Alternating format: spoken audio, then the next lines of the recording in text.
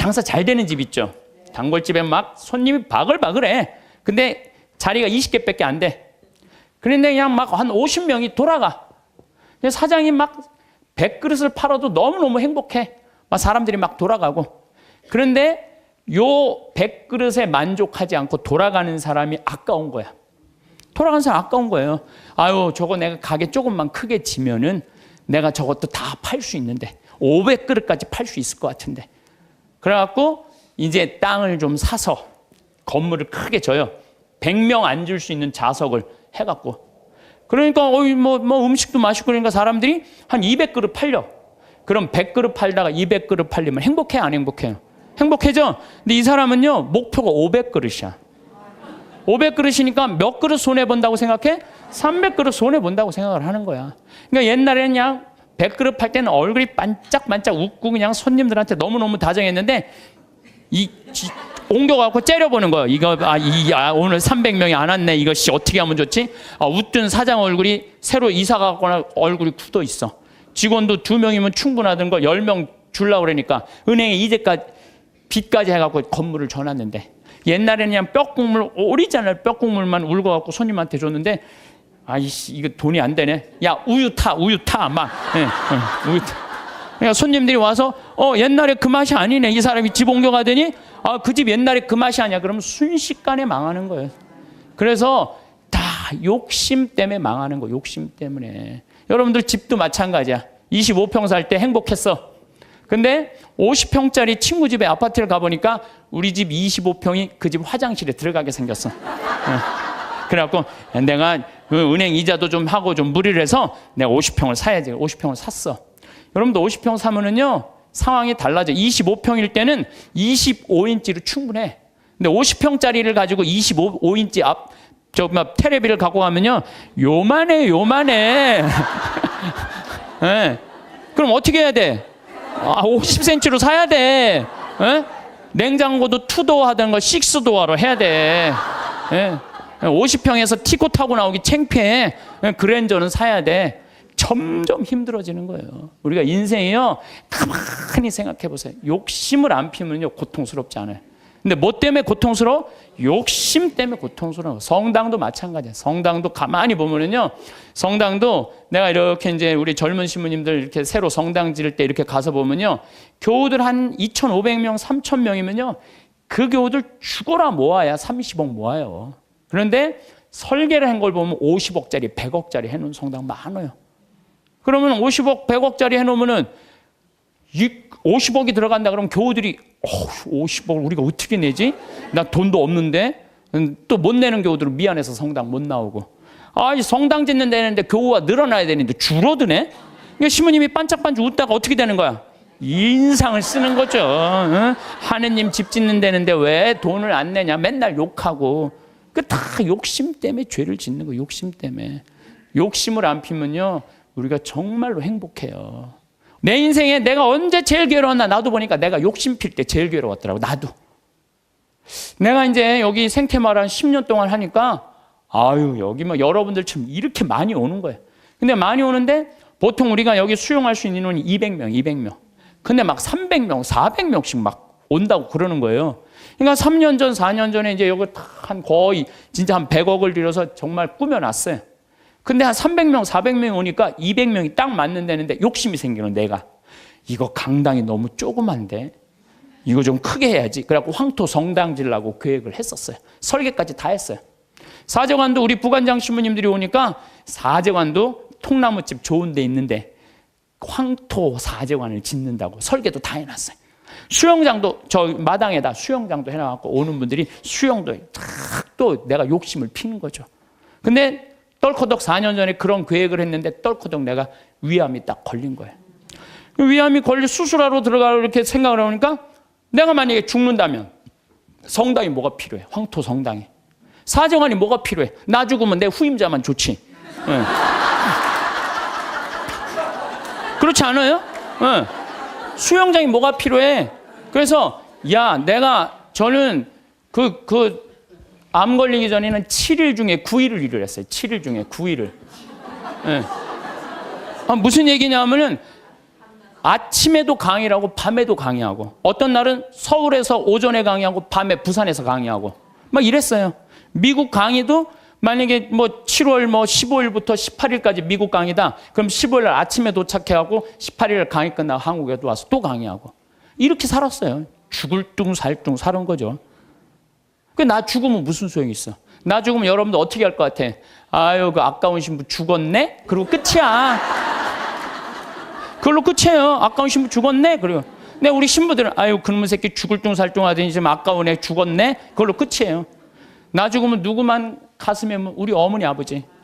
우리 어머니 아버지 80인데 그냥 가슴에 묻고 살 거 아니에요. 그래서 내가 수술하러 들어가면서 우리 직원들한테 뭐라고 그랬냐면 나 수술하고 나오면 아무것도 안 한다. 성당 안 짓는다. 사제관 안 짓는다. 수영장 안 한다. 백지다, 백지. 그 수술하고 나와갖고 이제 건강해갖고 나왔단 말이야. 성당 안 짓고 이 황토 이것도 제가 흙으로 다 바른 거예요. 황토 15cm. 괜찮더라고요. 그리고 1년에 300명, 400명 오는 경우 1년에 두세 번이야. 그걸 욕심을 낸다고 그냥 30억, 40억짜리 또 공사를.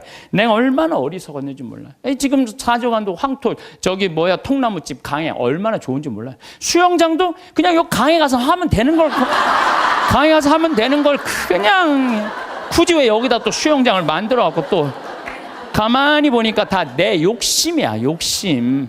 그냥 아무것도 안 하니까요. 너무 좋은 거예요. 너무 좋은 거예요. 편안하고.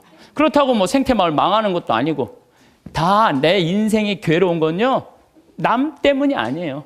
다 내 욕심 때문에. 다 내 욕심 때문에. 제가 얘기하잖아요. 여기 우리 생태마을 와서 일하면은 한 달에 180만 원 준다고. 고등학교 3학년 애들 60 넘은 사람은 안 써요. 우리도.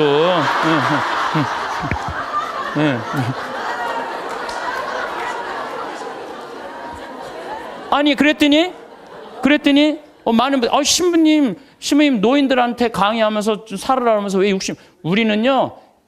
우리 직원 23명이 다 60이 다 넘어서. 그래서 우리도 세대 교체가 필요해. 그래서 지금 최고 나이 많은 직원 70에 70. 근데 우리는 안 내보내요. 74인가? 최고 나이 많은 우리는 안 내보내요. 일을 할 수 있을 때까지 우리는 안 내보내는 게 내 기본 목적이에요. 근데 젊은 애들 이제 들어와야 된다. 그래서 고등학교 3학년 애들 180만 원 준다니까. 3달. 실습 3달. 그걸 주나면 그러면 한 달에 200만 원 먹여주고 재워주고. 얼마나 좋아요. 그런데 여기를 안 오는 거예요. 여기를. 왜? 내 자식만은 연봉 3천, 4천만 원 되는데 보내고 싶다는 거예요. 여러분들 미국 사람들이요. 얼마 버는 사람이 제일 행복한 줄 알아요? 4만 달러 버는 사람들이 제일 행복하대요.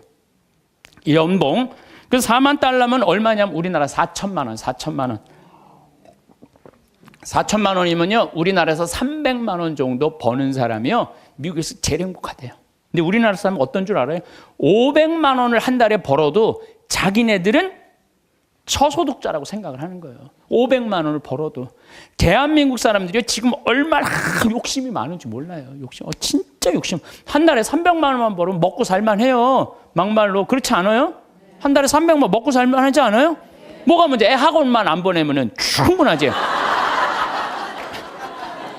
근데 그냥 애 학원 보내야 되고 좋은 대학 보내야 되고 이렇게 무리를 하니까 힘든 거지. 그러지 않으면요 충분히 행복하다는 거예요. 그러니까 여기 계신 여러분들 혹시 빚 있는 분들 걱정하지 말아라. 빚도 갚다 못 갚으면 죽으면 되지 뭐 걱정이야. 그걸 뭐 걱정하고 그래. 갚다 못 갚으면 죽으면 되지. 여러분들 지금 빚 걱정한다고 갚아져요?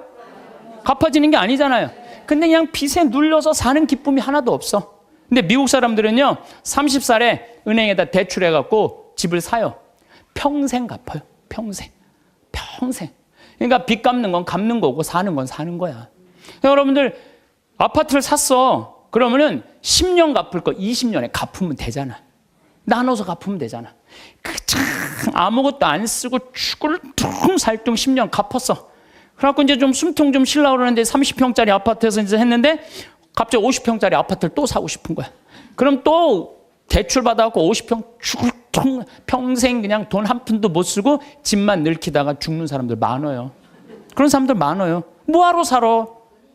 조금 빚을 천천히 갚고 때가 되면 갚아지는 거니까. 그 뭐 여행도 다니고 먹고 싶은 것도 먹고 그러고 살아야지 사는 게 즐거운 거 아니에요. 그러니까 너무 안달하면서 살지 말라는 거예요. 너무 욕심 피다가 한 푼도 못 쓰고 죽는 사람들 많아요. 여러분들 요즘 동양증권 뭐 또 사고 났죠. 내가 부산저축은행 때도 강의 때 얘기했어요. 나라 경제가 3%면은 우리나라 경제 성장률이 3%예요. 그러면은 이자 3% 이상 주는 은행은 없어요. 나라 경제 성장률이 7%면은 이자 7% 줄 수 있어요. 근데 우리나라는 지금 10년 이상 지금 3%에서 왔다 갔다 해요. 그러면 어떤 은행에다가 넣어도 3% 이상 주는 은행은 없어요. 만약에 이 은행이 10% 준다? 그럼 이 은행은 문제가 있는 은행이에요. 근데 동양증권이 10% 준다고 그런 거예요. 10%. 그러니까 내가 평생 3억을 모아뒀어. 3억을 모아뒀는데 3% 주면은 얼마야? 한 달에 많이 받아 100만 원 받는 거예요. 근데 10%면은 3억이면 얼마냐면은 그래도 한 달에 거의 한 300만 원 받는 거야. 그러니까 이 100만 원하고 300만 원하고 어떨 것 같아요? 여러분들 어느 걸 선택할 것 같아요? 300만 원을 선택할 거 아니야. 그래서 동양증권에 맡기는. 그래 2조 원이 다 날아가는 거 아니에요. 2조 원이. 욕심 때문에 인생이 괴로운 거예요. 그럼 이분은 3억 모으느냐고 평생 먹고 싶은 거 쓰고 싶은 거 안 하고 3억을 60에 딱 모았어. 이번에 25% 65세 이상 25%가 여기 동양증권에 돈 날린 분이 25%가 65세 이상이래요. 예. 그러니까 이분들 이제 3억을 모아갖고 어떻게 동양증권에 맡기면 한 달에 300만 원 나오니까 생활비 된다고 하고 맡긴 거야. 그러면 평생 한 푼도 못 쓰고 3억 날라가니까 남은 인생도 한 푼도 못 쓰고 죽는 거예요. 그러니까 하나도 못 쓰고 죽는 사람들이 많아요. 그래서 제가 항상 하는 얘기가 그래요. 내 신조는 뭐냐? 그 달에 번 건 그 달에 다 쓰자. 이게 내 신조. 그 달에 번 건 그 달에 다 쓰자. 이게 엉뚱하게 들릴지 모르지만요. 지난번 2008년 리먼 브라더스 미국 경제 위기 왔을 때요. 우리나라 이민자들은요. 돈 다 모아 집 사서 집값 다 반쪽 났어요. 근데 멕시코 애들은요. 주급을 받아요. 미국 애들은. 금요일 날 받으면 토요일 날 일요일 날 다 모여서 먹고 쓰는 거야. 그리고 또 월요일부터 죽으라고 일하고 금요일 날 또 다 뭐. 그래갖고 그분 내가 그때 강의 갔을 때 그분들이 저 사람들이 인생 제대로 사는 거라고. 우린 평생 살면서 고생만 했지 마음 놓고 먹어본 적이 없는데 쟤네들은 토요일 날 일요일만 되면 모여가고 먹고 그냥 쟤네들은 날아갈 것도 없으니까 얼마나 속 편이야 이거예요. 날아갈 것도 없으니까. 속쓰리는 그냥 한국 사람들만 그냥 집 다 사돈 한국 사람들은 속쓰리는 거예요. 그러니까 여러분들 써라. 쓰고 열심히 벌면 된다. 쓰고 물론 저축도 하긴 해야 되지만은 돈 아까워갖고 한 푼도 못 쓰는 사람들 이런 사람들 참 많아요. 그래서 우리가 좀 지혜로워야 돼. 욕심이 얼마 전에 뭐 무슨 여행사에서 200만 원을 주면 뭐 2억을 준다고 그랬는데 돈이 얼마나 많이 모이는지 모른다고 지금 경찰에서 지금 조사 들어갔잖아요. 여러분들 그게 지금 가능한 얘기예요? 200만 원을 줬는데 2억을 벌리게 해준다는 게 가능해요? 근데 그 수많은 사람들이 그 돈을 넣는 게 뭐야? 다 이놈의 욕심 때문에 죄를 짓는 거예요. 욕심 때문에. 그러니까 여러분들은 누가 뭐 5% 줄 테니까 돈 맡겨. 믿지 마세요. 3%만 맡기세요. 3%만. 그래갖고 괜히 소중하게 모은 돈 하루아침에 날리지 마시고 차라리 그 날리는 대신 쓰는 게 더 나아. 먹고 돌아다니면 억울하지는 않잖아. 한 푼도 안 쓰고 그냥 그대로 날아가면요. 그때 땅을 치고 통곡하지 마시고 신부 말을 좀 들으세요.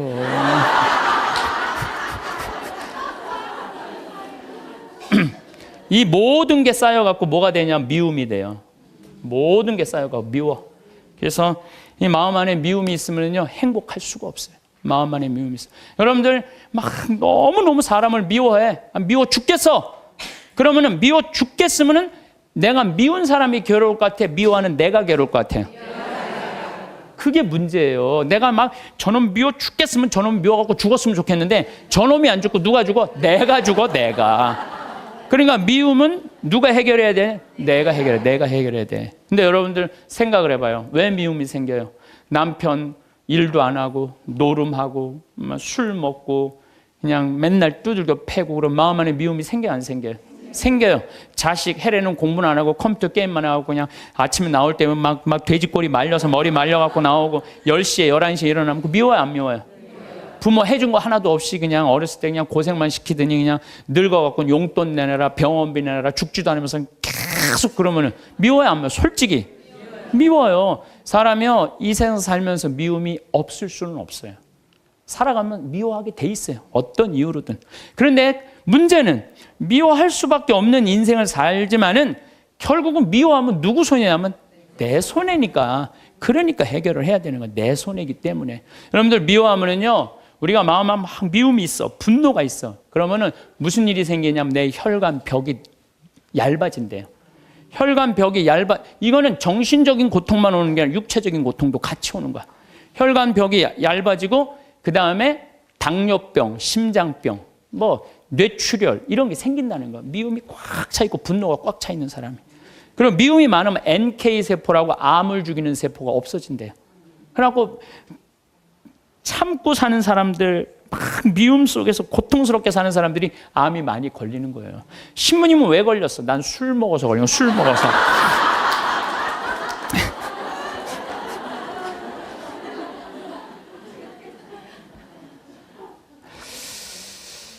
미운 사람이 막 신경이 쓰여. 그 사람 때문에 분노가 일어나.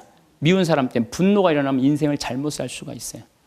제가 얼마 전에 운전을 하는데, 막 운전하고 하는데 딱 차를 열었는데 모기가 한 마리 딱 들어왔어요. 차 안에서. 음내를 운전하고 하는데 모기가 계속 날아다니는 거예요. 신경이 무지하게 쓰이더라고요. 근데 이놈이 싹 날아가더니 갑자기 바지 아래쪽으로 싹 들어가는 거예요. 다리 쪽으로 막 들어가는 거야. 그래서 싹 하더니 조용해졌어요. 이제 물기일보 직전인 거야. 아, 이걸 잡아야 되겠다. 그래갖고 이제 바로 보이니까 여기 어디 있나 이렇게 막 이렇게 찾는데 갑자기 앞에서 빵 소리가 나더라고요. 보니까 내가 그 모기 찾는다고 중앙선을 넘어서서 25톤 트럭한테 달려가고 있더라고요. 그냥 그 트럭이 꽝 한 거예요. 내가 정신 차리고 정말 심장이 쓰러요. 내가 모기 한 마리 잡으려다가 죽을 뻔했잖아요. 모기 한 마리 잡으려다가 죽을 뻔했어요. 여러분들 우리 인생 살면서 미운 사람 있어요. 신경에 거슬리는 사람 있어요. 근데 그 사람 잡으려고 그러다가 여러분 인생 망치는 경우가 있어요. 우리가 지금 뭐 하는 게 중요해? 내 인생 운전하는 게 중요해. 그러니까 그 사람들 굳이 신경 쓰지 않아도 된다는 거예요. 근데 우리는 다 해결하려고 그래. 그냥 전부 그냥 다 사랑하려고 그래. 다 내가 미운 사람이 있으면 예수님한테 미안해. 그렇죠? 내가 미워하는 사람이 있으면 예수님한테 미안하잖아요. 그래갖고 그냥 이 사람도 사랑하고 주 예수의 이름으로 이 사람도 사랑하고 저 사람도 사랑하고 주 예수의 이름으로. 근데 여러분들 그러지 마세요. 어떻게 다 사랑해요. 이 사람은요, 동그란 사람, 네모난 사람, 세모난 사람, 별난 사람 있어요. 근데 중간에 삐죽한 놈이 있어. 삐죽한 말 한마디나 해도 상처 주는. 꼭 나한테 미움을 불러일으킨 사람이 있어요. 늘 하는 얘기지만 기분 좋게 파마를 했어. 근데 삐죽한 놈이 한마디에 파마를 왜 그렇게 했어? 얼굴이 떡판 같잖아. 그냥 그 사람만 만나면 너무 미운 거야. 아, 내가 예수님 믿는 사람이 이렇게 미워하면 안 되지. 그래갖고 이 사람을 용서를 해요. 자기가 정말 힘들지만 정말로 주 예수의 이름으로 용서를 또 해줘요. 해주는데 또 겨울에 또 한다는 소리가 저기 뭐야, 남편이 돈 못 벌어 옷을 이렇게 후줄구리하게 입고 다녀. 또 착한 사람들이 이게 문제예요. 그러니까 파마를 왜 그렇게 했어? 얼굴이 떡판 같잖아. 그러면은 이런 사람은 누구를 소개시키자면 별난 놈을 소개시켜. 별난 놈. 찔러도 안 들어가는 놈. 네가 파마비 대줬냐? 이씨, 파마도 안 되는 게 내가 떡판 같은 네가 무슨 상관이야? 이러면요, 별난 사람은 상처를 안 입어요. 근데 동그란 사람은 파마를 왜 그렇게 해서 얼굴이 떡판 같잖아. 그러면 착한 사람은 뭐라고 그러냐면 그러게 하다 보니까 그렇게 됐네. 그럼 어디 가서 울어? 성당 가서 우는 거야. 그러지 말라는 거예요. 어떻게 모든 사람을 사랑해요. 여러분들, 우리가 착각하고 있는 게 있어요. 성서에 모두 사랑하라는 말은 없어요. 서로 사랑하라고 그랬지. 언제 모두 사랑하라고 그랬어? 서로 사랑하라고 그랬지. 예수님 다 사랑했어요? 예수님? 나는 성서를 아무리 읽어봐도 예수님 다 사랑한 거 찾아볼 길이 없어요. 예수님이요, 회당장 야이로의 딸 살리러 갈 때, 회당장 야이로의 딸을 막 살리러 가는데 12년 동안 하혈한 여자가 예수님 딱 붙잡아요. 그러니까 예수님이 가다가 내 몸에서 기적의 힘이 나갔다. 누구냐? 제자들이 막 찾아요. 누군가. 그때 여자가 저라고, 제가 12년 동안 이 하혈하는 거 고치려고 재산을 다 탕진해갖고 마지막으로 선생님 만졌다고. 그러니까 딸아, 내 믿음이 너를 살렸다. 이랬을 때 진짜 어깨 우쭐했던 건 제자들이에요. 이야, 우리 스승님은 옷만 만져도 저렇게 다 낫는구나. 참 기가 막히다. 다음엔 누구야? 뭐 회당장 딸이 죽었다고 가자. 쫙 갔어요. 근데 딱 갔는데 예수님이 집에서 돌변해요. 회당장 집에 들어가고 엄마 아빠 들어오라고 그러고 12명 중에 딱 3명만 불러. 베드로, 야고보, 요한 셋만 들어와. 딱 셋만 데리고 들어가요.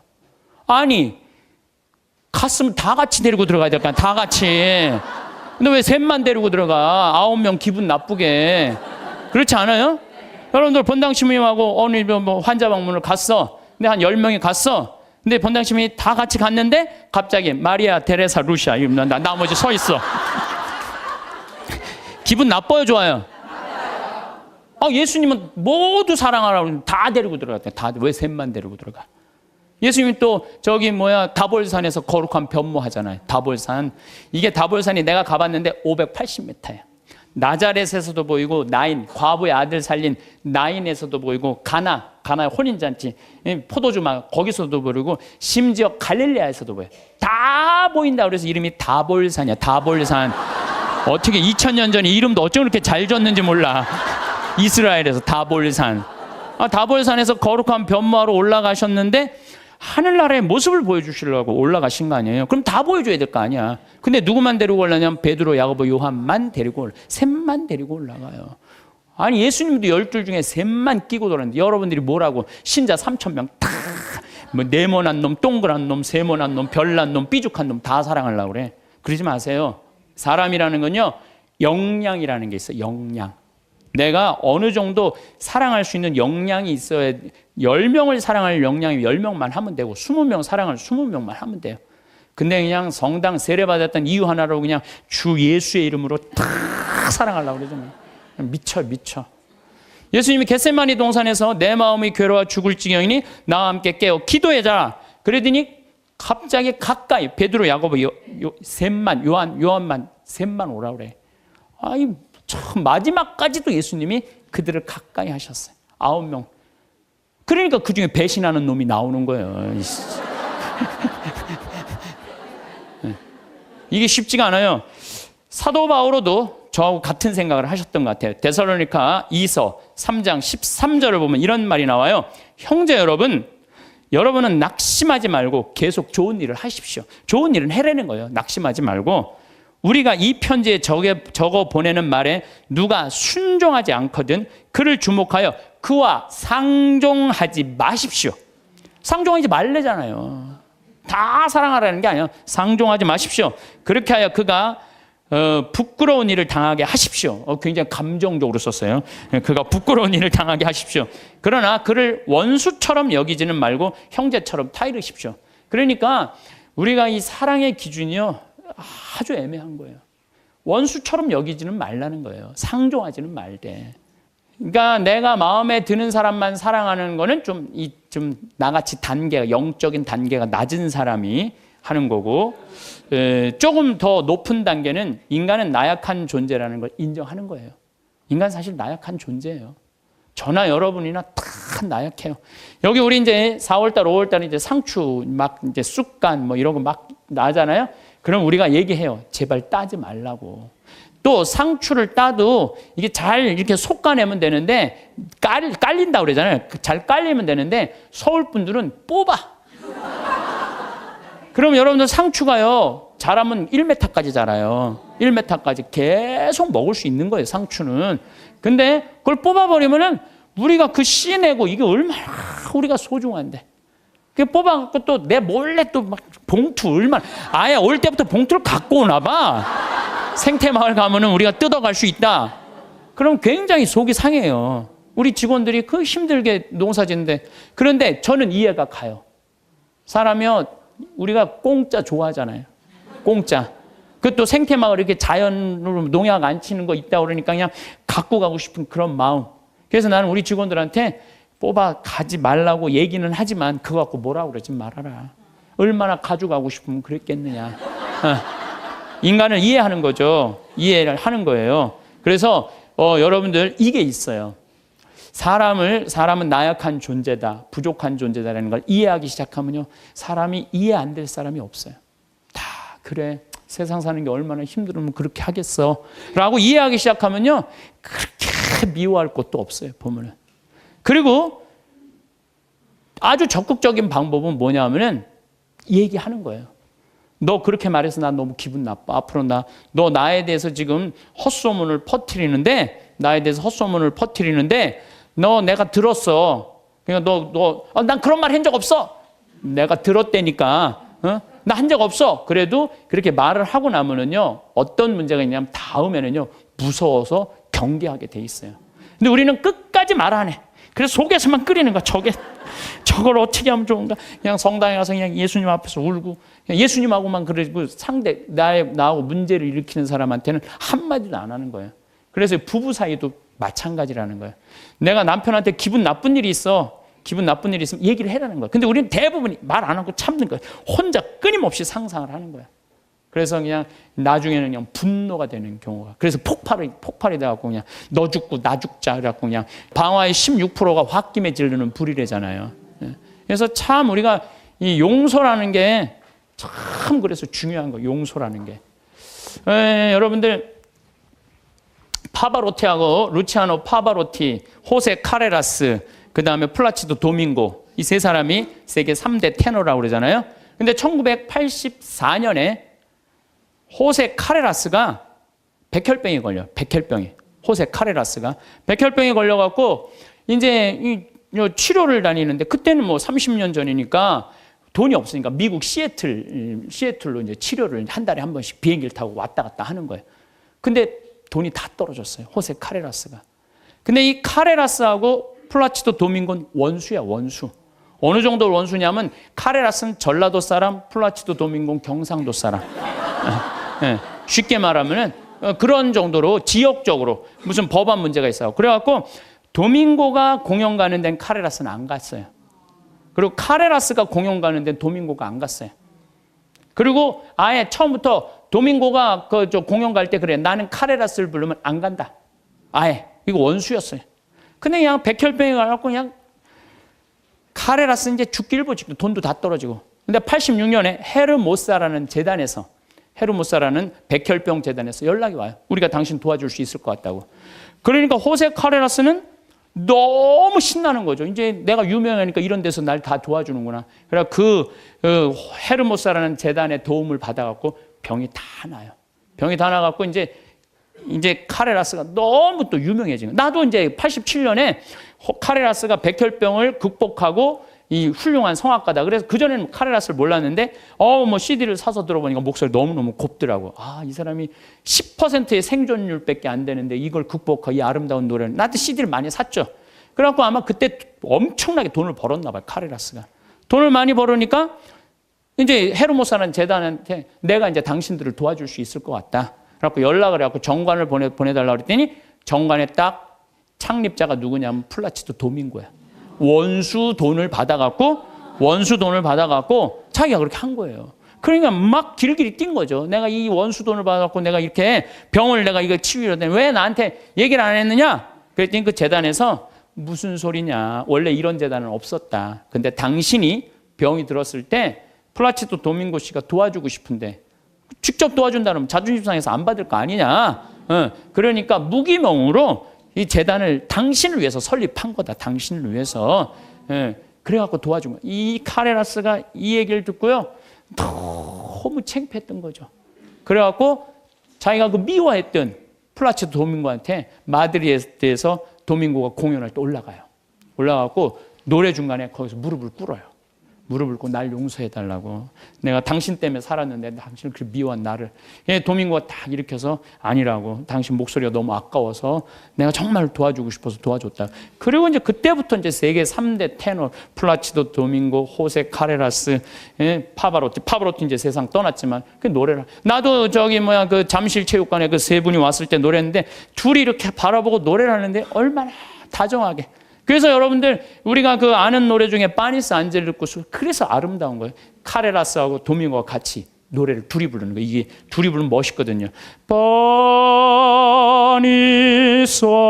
안젤리쿠스.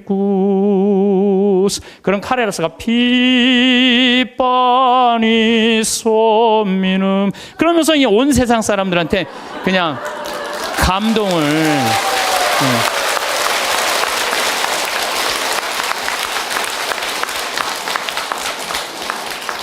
그래서 여러분들, 우리가요 용서할 때 행복한 거예요. 용서할 때 내 마음이 자유로운 거예요. 신부님, 근데 그 사람이 내 남편이면 어떻게 해요? 그건 나도 몰라.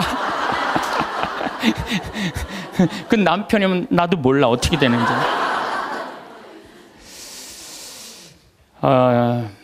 우리가 죄에 이르는 길은 뭐냐면 게을를 때 죄를 많이 져요. 일이 없는 사람이 꼭 남 탓하고 핑계대고, 그리고 아무 일도 안 하면요 생각이요 멍청해지고 생각이 이상한 쪽으로 많이 흐르는 경우가 참 많아요. 그래서 우리 생태마을 직원들은 일이 너무 많아. 1년 내내 너무 바빠요.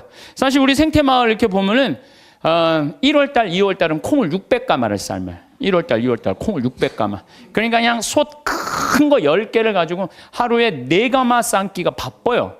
왜냐하면 콩은 한 6배 정도 불어나거든요.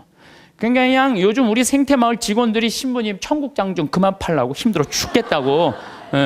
그래서 콩 하죠. 또 1월달, 2월달은 아토피 아이들 힐링 캠프를 해요. 아토피가 먹을 거리가 중요하거든요. 그래서 아토피 하지. 또 이제 3월달 되면 거름, 또 우분하다가 거름 다 피지. 그리고 그냥 3월달 되면 그냥 상추, 무슨 치커리, 쑥갓, 뭐 감자, 고추, 모종 내기가 너무너무 바빠요. 그러니까 그거 하다 보면 훌쩍 지나가. 저는 또 이제 3월달에 이제 또 사순 이제 강의 다니고, 4월달 되면 여기 구역장 반장님들 또 여기 오늘도 무슨 고등학교 동창들도 오고, 무슨 세무사님들도 오시고, 4월달, 5월달, 6월달엔 정말로 많이 오고 피정으로 와요. 그러면은 이제 3월달에 이제 모종낸 이제 상추, 쑥갓 이런 거 뜯어다가 된장만 갖다 줘도 얼마나 잘 먹는지 몰라요. 맛있다고. 그냥 자연에서 바로 먹으니까. 7월달, 8월달은 우리 학생들 또 3,000명 와서 환경 피정하고. 9월달은 또 이제 가을에 김장하려고 배추도 이번에도 한 4만 3천 포기 심어놨어요. 무는 10만 개 심고, 고추는 4,000근 해고. 일이 얼마나 많은지 몰라요. 그러면 이제 9월달 또 이제 10월달 되면 이제 김장하기 시작해. 11월, 12월달까지 해요. 그리고 나는 또 나대로 또 특강 다니고 책 쓰고. 직원들이요 정말로 그래. 신부님 해만 지면 잔다는 거예요. 해만 지면. 죄질 시간이 어디 있어. 해만 지면 자는데. 이게요 아무 일도 안 하는 사람이 저녁에 밤새 잠은 안 오고 컴퓨터 인터넷 이상한 거나 보고 다니고 그러는 거예요. 그래서 사람은요 일을 해야 돼요. 일을 해야 돼. 그리고 또 우리가 죄에 이르는 길이 뭐냐면 시기심이야. 시기심. 남 시기하는 거. 남 잘 되는 꼴을 못 봐. 이게요 사촌이 땅을 사면 배가 아프지 말고, 사촌이 땅을 사면 어떻게 해야 돼? 축하해 줘야 돼요. 다 같이 잘 살아야 돼요. 제가 말씀드렸지만 유대인들은요 철저하게 민족끼리는 서로 책임진다. 그러니까 그 민족 유대의식이 철저한 거예요. 우리도 정말 여기 어려운 형제들끼리, 제가 그래서 요즘 우리 형제들하고 하는 얘기가 그거야. 야, 우리도 개 모으자. 우리 형제들. 그래갖고 50만 원, 100만 원씩 모아갖고, 이제 우리 형제들이 4형제인데 개 모아갖고 우리 잘 살라고 그러는 게, 조카가 6이니까 걔네들 가게 하나 할 때 무이자로 빌려주는 거, 무이자로. 그러면 일어서는 게 훨씬 빠른 거죠. 유대인이 그렇게 해서 다 잘 사는 거. 우리나라 사람들도 그런 얘기야. 우리나라 사람들은 그냥 이자 꿔주고 그냥 조금 돈 한 1,000만 원 주고 이자를 2,000만 원, 3,000만 원. 이게 다 하느님 앞에서 책임져야 되는 사람들이에요. 다 하느님 앞에서. 그래서 출애굽기 18장에 보면 이웃한테 돈 꿔주고 이자 받지 말라는 거예요. 그 사람이 살게 해주는 게 그게 세상 사는 맛이지. 그 돈 꿔주고 그냥 돈 못 갚으면 신체 포기각서 막 쓰라 그러고, 이건 정말로 죄가 꽉 차 있는 거죠. 근데 거기다가 판단까지 부정적으로 해. 그냥 자기 눈에 있는 들보 꺼낼 생각은 남의 눈엔 티끌만 찾아내려고. 여러분들 신앙생활하는 이유가 뭐예요? 나의 잘못을 자꾸 수정하는 거죠. 자꾸. 그래서 건강한 예수님 하느님 완전한 것처럼 너희도 완전하라고, 그런 내가 그렇게 완전을 향해서 노력하는 것이 좋은 거죠. 그런데 게으른 데다가 남잘된 꼴을 못 보고 판단은 부정적으로 하는 게 욕심까지 있어. 이러면은요, 이거 정말 완전 죄로 가는 것 같아. 그래서 우리가 탐욕, 욕심, 이게 우리가 죄로 빠뜨리는 거예요.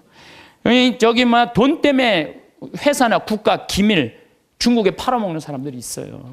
정말 정신 나간 사람들이죠. 지금 중국이 어떤 나라인데 거기다가 지금 중국이요 경제 규모가 8조예요. 우리는 1조인데. 그러니까 거기다가 그걸 팔아먹으면 어떻게 거기 걸 빼와야지. 근데 그냥 뭐 사장 자리 준다, 부사장 자리 준다 이런 거에 혹해갖고 그냥 우리나라 그냥 얼마 전에도 세계 특수강 업체 직원들이 억대 연봉 준다고 그냥 그걸 다 팔아는 나라 국부가 유출되는 거예요. 다 뭐 때문에? 탐욕 때문에. 탐욕 때문에. 탐욕 많은 부자들이요 사람들 무시해요. 돈 많은 부자들이요 사람 무시해. 왜 무시하는 줄 알아요? 사람 가까이 하면 도와달라고 그럴까 봐. 그게 귀찮으니까 아예 사람도 안 만나는 부자들 많아요. 그냥 자기만 그냥 그 돈 그냥 쥐고 쓰지도 않고. 그래서 제가 늘 말씀드리지만 돈은요 쓴 것만 내 돈이에요.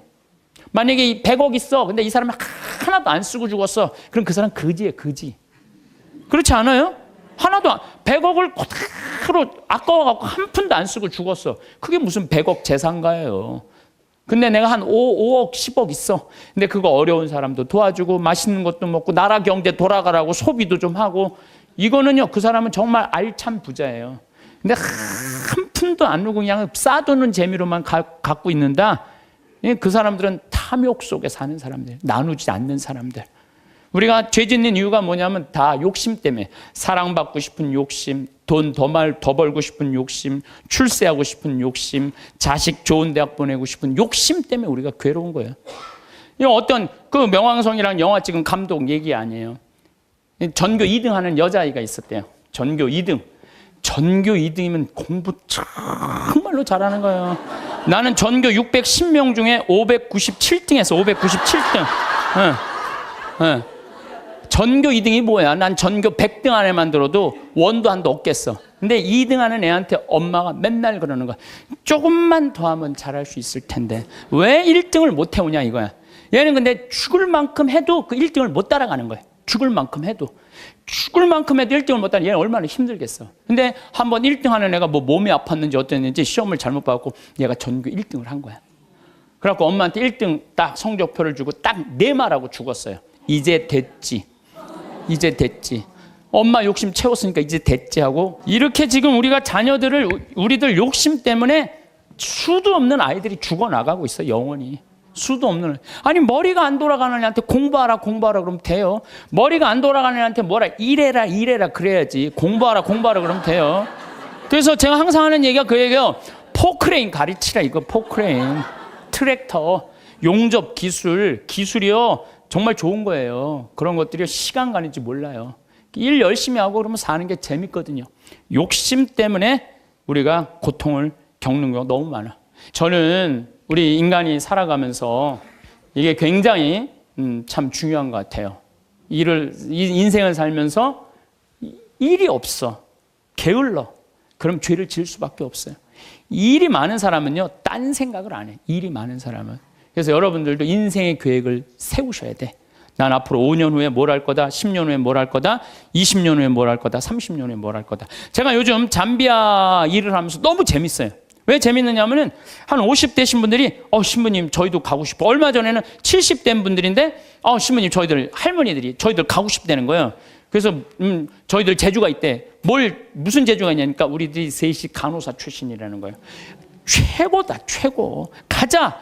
그래갖고 할머니들 이름 다 적어놓고 갔어요. 내년 7월 15일 날 가려고. 그리고 이제 여기 계신 분들 중에 나는 신부님 아무 재주가 없어요. 아무 재주가. 걱정하지 마세요. 내년에 7월 15일 가기 전에 여기 우리 생태마을에서 벽돌 쌓는 조족 기술 가르쳐 줄 거예요. 진짜로 조족 기술. 그리고 아프리카는 집 짓는 게 어렵지가 않아요. 무슨 뭐 냉난방 시설 안 하잖아요. 벽돌만 싸면 돼. 벽돌 싸고 지붕만 하면 집이야. 근데 그 벽돌도 이 개미산이라는 게 있어요. 개미산. 그 개미산이 개미들이 집을 짓는데 얼마나 튼튼한지 장정 둘이서 곡괭이로 한 달을 깨도 못 깨요. 근데 이제 이번에 이제 큰 포크레인 이제 보냈기 때문에 그거는 30분이면 깨요. 근데 그 개미산의 그 흙으로 벽돌을 찍으면요, 이거 콘크리트보다 더 단단해요. 그래서 내가 벽돌 찍는 기계도 이제 사서 이제 보낼 거예요. 그래갖고 이제 여러분들 가갖고 벽돌 찍고 그냥 조족 그대로 쌓으면 돼. 그러니까 걱정하지 말아요. 일은 천지가 이래, 천지가. 내가 계획을 안 세워서 그렇지. 그래서 일을 하는 사람은 죄를 안 져요. 그 다음에 시기, 남 칭찬해줘라. 아, 옆에 사람들 잘 되면 얼마나 좋아요. 칭찬해주고. 사촌이 땅을 사면 축하해 줍시다. 예? 우리 다 같이 잘 살아야지. 다 같이. 예. 그러고 난 다음에 판단을 해도 부정적인 판단을 해야 돼? 긍정적인 판단을 해야 돼? 항상 좋은 쪽으로 생각을 하세요. 예수님이 그러잖아요. 심판하지 말아라. 심판은 오로지 한 분만이 할 수 있다. 하나님만이 할 수 있다. 저는 사실은 요즘 전 개인적으로 이런 생각이 많이 들어요. 막 우리 교회에 안 나오면은 구원받을 수 없다 이러잖아요. 구원은 누구한테 유보된 거예요? 하나님한테 유보된 거예요. 구원은 누구만 결정할 수 있는 거예요? 하나님만이. 근데 우리가 저 사람 구원받는다, 이 사람 구원 못 받는다, 이거는요, 인간이요 도를 넘어서는 거예요. 오로지 심판하실 수 있는 분은 누구 한 분이다? 하나님 한 분밖에 없다. 그러니까 우리는 예할 건 예하고 아니오할 건 아니오만 해야지, 쟤는 저 지옥 갈 거야, 쟤는 연옥 갈 거야, 저 사람은 천당 갈 거야, 그건 아무도 몰라요. 아무도 몰라요. 그래서 가끔 우리 천주교는 요즘 제가 어떤 생각이 드느냐면, 우리 천주교는 굉장히 요즘 넓어요. 그래서 교회 밖에도 구원이 있다고 그래요. 근데 난 전적으로 동의해요. 교회 밖에도 구원이 있어요. 여러분들, 우리 조상님들은 세례 받았어요, 안 받았어요? 500년 전, 1000년 전 조상님들은 세례 못 받았잖아요. 그럼 다 지옥 가 있어요? 아니죠. 그럼 천당 가 있어요? 모르죠. 모르잖아요. 그러니까 누구한테 유보시켜줘야 돼? 하나님께 유보시켜줘야 돼요. 아니, 세례를 안 받아서도 착하게 양심적으로 자연의 순리 따라 살아간 분은 하나님 뜻대로 산 사람들이라고 우리가 생각해줘야 되는 거예요. 그러니까 판단하지 말라는 거예요. 판단하지 마. 그 다음에 욕심 피지 말고. 1 더하기 1은 2예요. 근데 한 걸음 한 걸음 가지 한 번에 10걸음 가려고 그러면은 떨어지든지 넘어지든지 까지든지 해요. 그러니까 한 걸음 한 걸음 가는 인생, 이게 겸손이에요. 겸손이에요. 저도 수없는 경험을 통해서 나도 욕심 많이 폈었죠. 돈에 대한 욕심, 일에 대한 욕심. 그 펴본 결론, 아니다, 오늘 하루가 제일 중요하다. 하루하루가. 그래서 여러분들 그렇게만 살면요, 남의 재물 탐내지 않는 사람이요, 제일 행복한 사람이에요. 내가 어제도 이런 얘기를 했어요. 굉장히 아주 요즘 뜨는 배우 엄마야. 그랬더니 어떤 사람이 와갖고, 요즘 뜨니까 돈 좀 5천만 원 내라고. 그 남의 재물 탐내는 거예요. 그렇지 않아요? 부자들한테 가갖고, 당신 돈 좀 내놓으라고. 그게 남의 재물 탐내는 거예요. 내고 싶을 때 내는 거지. 내가 내랜다고 부자라는 이유 하나로 어디 가서 돈 내놓으라고. 그거 강도지, 강도지. 그래서 나는 우리 교우들이 3억을 도와준 거는 내고 싶은 사람들이 낸 거예요. 내가 강제로 내라고 해서 한 사람도 없어요. 딱 2명. 우리 어머니하고 형한테만 강제로 내라고 그러고. 욕심 피지 말고 마음 안에 미움이 있으면 평화가 없다. 이 얘기는 제가 다음 시간에 이어서 왜 마음에 평화가 없는지에 대한 이야기를 하도록 하겠습니다. 감사합니다.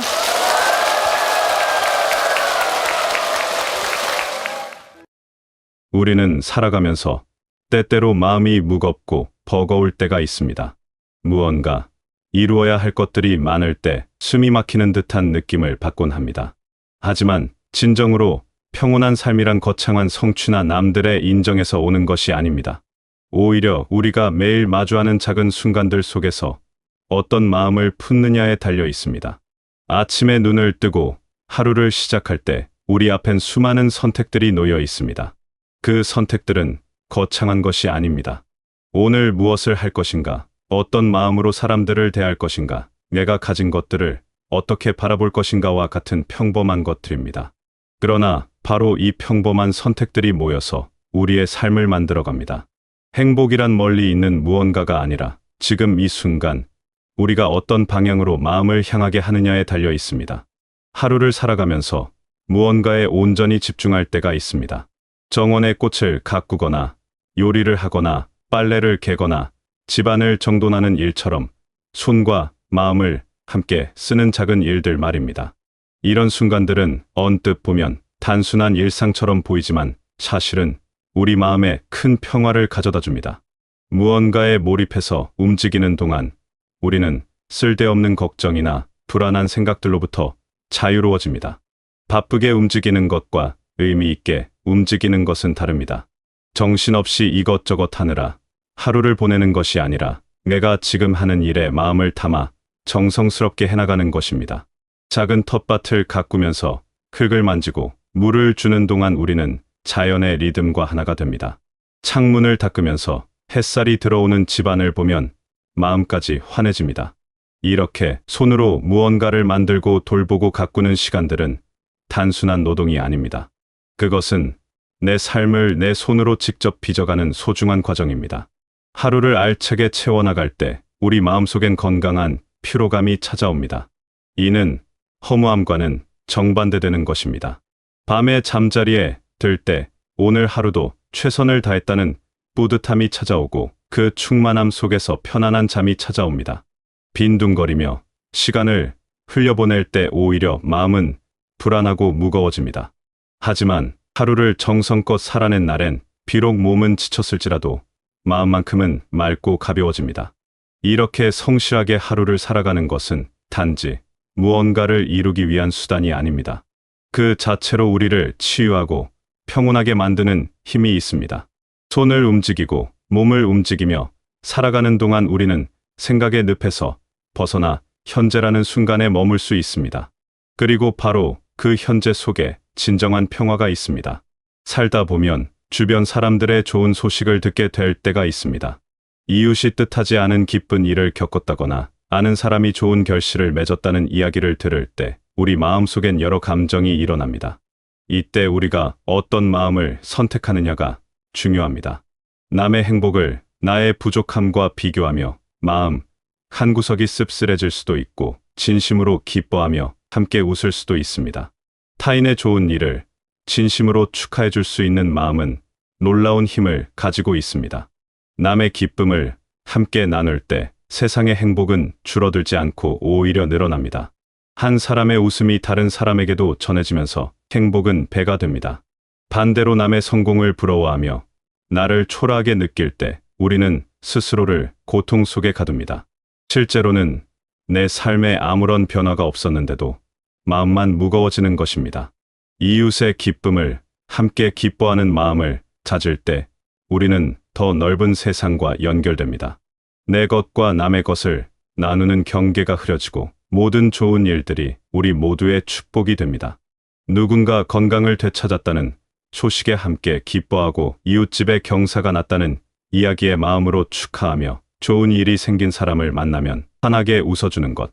이런 작은 마음들이 모여서 따뜻한 공동체를 만듭니다. 또한 이런 마음은 우리 자신에게도 큰 선물이 됩니다. 타인의 빛을 인정하고 축하해 줄 수 있는 사람은 자기 자신의 가치도 잘 알고 있는 사람입니다.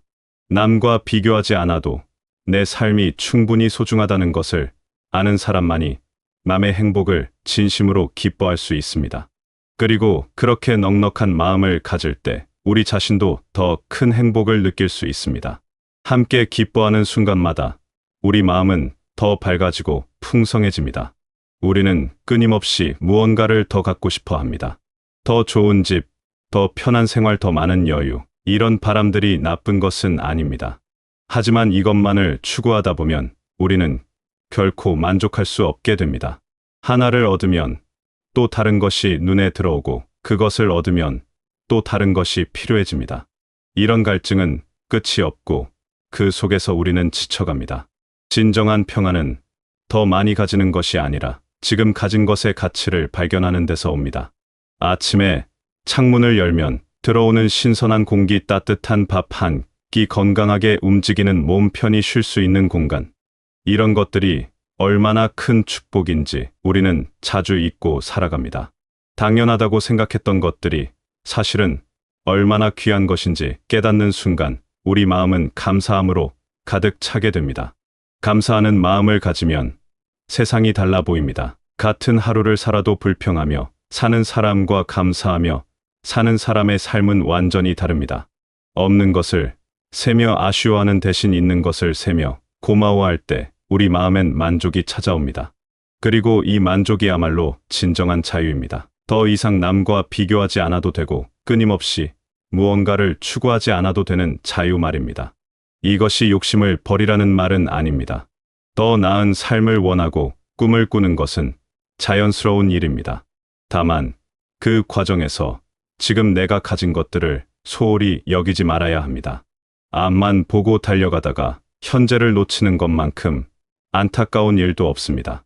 오늘 내가 가진 것에 감사하면서도 내일의 희망을 품을 수 있습니다. 이 두 가지는 서로 반대되는 것이 아니라 함께 갈 수 있는 것입니다.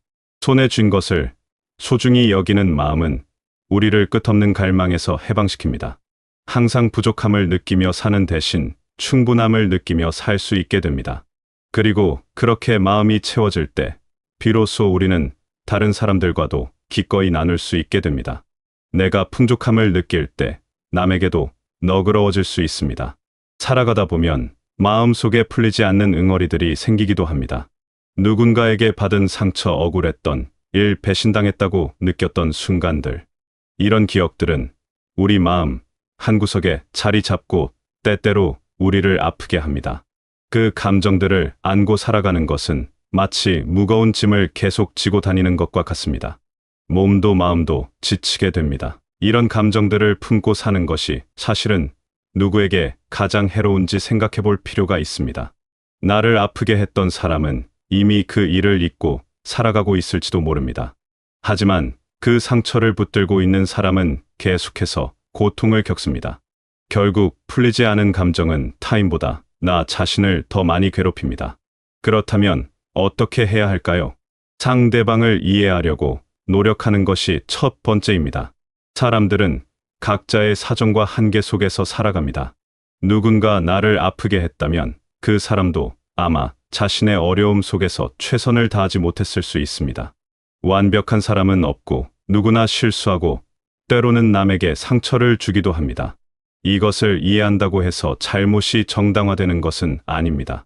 다만 그 사람도 나처럼 불완전한 인간이라는 것을 받아들이는 것입니다. 두 번째는 그 감정을 내려놓는 연습을 하는 것입니다.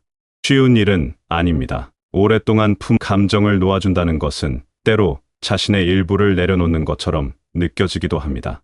하지만 그 감정이 나를 얼마나 무겁게 하고 있는지 깨달을 때 우리는 놓아줄 수 있는 용기를 얻습니다. 그것은 상대방을 위한 것이 아닙니다. 오롯이 나 자신의 평화를 위한 선택입니다. 용서란 거창한 것이 아닙니다.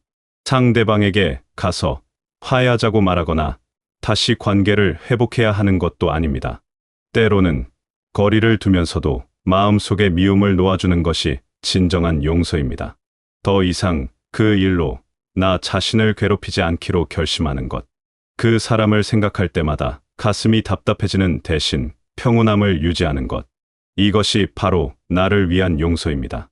마음속의 응어리를 내려놓으면 놀라운 변화가 일어납니다. 갑자기 마음이 가벼워지고 숨쉬기가 편해집니다. 그동안 그 감정에 쏟았던 에너지를 이제 더 좋은 곳에 쓸 수 있게 됩니다. 과거에 묶여있던 마음이 현재로 돌아오고 미래를 향해 나아갈 수 있게 됩니다. 이것이야말로 가장 현명한 선택입니다. 누군가를 미워하거나 원망하는 마음은 마치 독을 삼키고 상대방이 아프기를 바라는 것과 같습니다. 실제로 아픈 사람은 자기 자신입니다. 반대로 용서하고 놓아주는 마음은 자신에게 치유의 약을 주는 것과 같습니다. 그러니 용서는 약한 사람이 하는 것이 아니라 현명한 사람이 하는 선택입니다. 자신을 진정으로 사랑하는 사람만이 할 수 있는 용기 있는 결정입니다. 이렇게 살펴보면 행복한 삶이란 특별한 무언가가 아닙니다. 거창한 성취나 극적인 변화가 필요한 것도 아닙니다. 오히려 매일매일의 작은 선택들 속에 있습니다. 오늘 하루를 어떻게 채워나갈 것인가, 주변 사람들의 기쁨에 어떻게 반응할 것인가, 내가 가진 것들을 어떤 시선으로 바라볼 것인가, 마음속의 무거운 감정들을 어떻게 다룰 것인가. 이런 평범한 순간들의 연속이 우리의 삶을 만들어갑니다. 하루를 정성껏 살아가면서 무언가에 몰입하는 시간을 가질 때 우리는 현재를 살아갈 수 있습니다. 이웃의 좋은 소식을 함께 기뻐할 때 우리의 행복은 배가 됩니다. 지금 가진 것에 감사할 때 우리는 진정한 만족과 자유를 느낍니다. 그리고 마음속에 무거운 감정들을 놓아줄 때 우리는 비로소 가벼워져서 앞으로 나아갈 수 있습니다. 이 모든 것들은 한꺼번에 이루어지는 것이 아닙니다. 매일 조금씩 연습하고 노력하는 과정이 필요합니다. 어떤 날은 잘 될 것이고 어떤 날은 어려울 것입니다. 그것도 괜찮습니다. 완벽하게 살아야 한다는 부담을 내려놓으십시오. 다만 조금씩 나아지려는 마음만 있으면 됩니다. 아침에 눈을 뜨면 오늘 하루 무엇을 하며 보낼지 생각해 보십시오. 손과 마음을 함께 쓸 수 있는 작은 일들을 찾아보십시오. 정원을 가꾸거나 집안을 정돈하거나 요리를 하거나 무언가를 만드는 일. 그 어떤 것이라도 좋습니다. 중요한 것은 그 일에 온전히 집중하는 것입니다.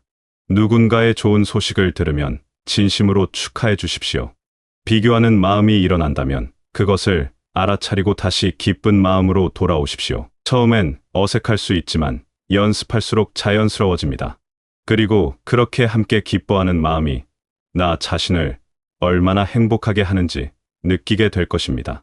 하루에 한 번씩 내가 가진 것들을 떠올려 보십시오. 건강, 집, 가족, 친구, 오늘 먹은 따뜻한 밥, 맑은 공기, 평온한 하루. 무엇이든 좋습니다. 작은 것이라도 감사할 수 있는 것들을 찾아보십시오. 감사하는 마음은 연습할수록 커집니다. 처음엔 한두 가지밖에 떠오르지 않더라도 계속하다 보면 세상이 온통 감사할 일들로 가득하다는 것을 발견하게 될 것입니다. 마음속에 무거운 감정이 있다면 천천히 내려놓는 연습을 하십시오. 하루아침에 되는 일은 아닙니다. 그 감정을 인정하고 이해하고 조금씩 놓아주는 과정이 필요합니다. 급하게 서두르지 마십시오. 다만 언젠가는 그 짐을 내려놓고 가볍게 살아가겠다는 방향을 정하십시오. 그 방향만 있으면 천천히라도 그곳으로 갈 수 있습니다. 이 인생은 완성되는 것이 아니라 매일 만들어가는 것입니다. 오늘 어떤 마음으로 살았는가가 내일의 나를 만듭니다. 완벽하지 않아도 괜찮습니다. 실수해도 괜찮습니다. 다시 시작할 수 있습니다. 중요한 것은 포기하지 않고 조금씩 나아가는 것입니다. 여러분의 삶이 평온하고 따뜻하기를 바랍니다. 매일의 작은 순간들 속에서 기쁨을 발견하고 주변 사람들과 함께 웃으며 감사한 마음으로 살아갈 수 있기를 바랍니다. 그리고 무엇보다 자신을 사랑하고 아끼는 마음으로 하루하루를 소중하게 가꾸어 나가시길 바라겠습니다.